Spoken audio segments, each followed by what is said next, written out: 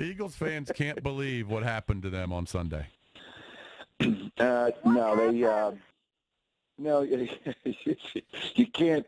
It's not funny. You can't believe, or they can't believe, and it's just you kind of think of things that happened, but the thing that I can't, that I won't let go, this guy threw a touchdown and the fourth of the game on a torn ACL. Right. By the way, he broke Sonny Jurgensen's record. Yes, he did. The franchise record for touchdown passes in a season. And I can't stop thinking about that. And then, it was such a good season, but they wouldn't be there without him. So you got to move on. I mean, and the Redskins are one of the teams, 7 backup quarterbacks won a Super Bowl in the history of Super Bowls. It's not a lot, but again, you always had some great ones there too. But it's happened. It's just the fans are really trying to absorb what has happened with what they thought could happen, and now they're not so sure. I got to say that I watched this game, and Carson Wentz is so good navigating the pocket. I can't believe he looks like a 10-year vet. I can't believe – now, he's a little reckless when he gets outside the pocket, because he's a big kid. He takes a lot of hits, all right? So he's got to learn how to take care of his body when he's outside the pocket. But when he's inside that pocket, man, he is so good, Howard. He waits till the last possible second. He knows he's going to get a hit there, and he waits till the last possible second before that receiver is open. And, man, he is impressive to watch. He really does stand in there. And he knew when he threw that touchdown pass with the torn ACL, he knew he was hurt. Yeah. Because, and he obviously didn't tell anybody, when I saw the video later and I saw the instability of his knee, at that point I said, well, that's exactly what it is, because the ACL holds it in place. And he stood in there, and he played with what he knew had to be a serious injury.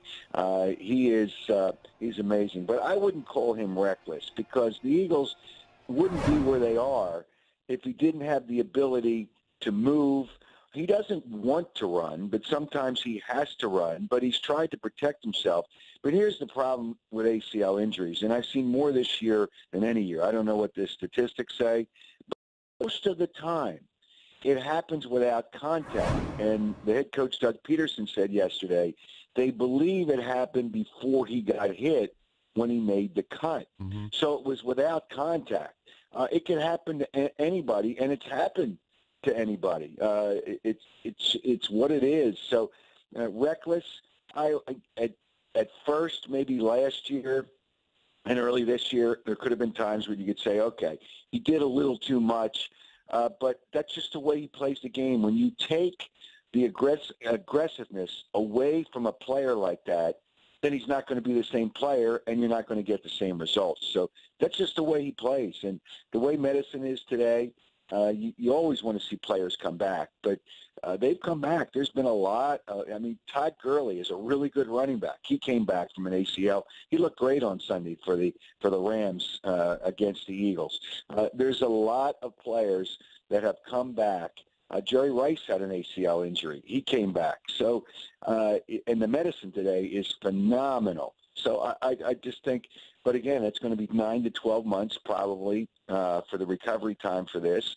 The Eagles are going to have to play the rest of the season with their backup quarterback, Nick Foles, who's good, but the team is not as good as Carson Wentz. But no. The team, the players on the team, they're so good at picking each other up. That defense played lights out after they lost Carson Wentz, and they had not played that way for the first 3 quarters of that game. So there's something to be said about players lifting it up, knowing they have to make up for their leader and their best player.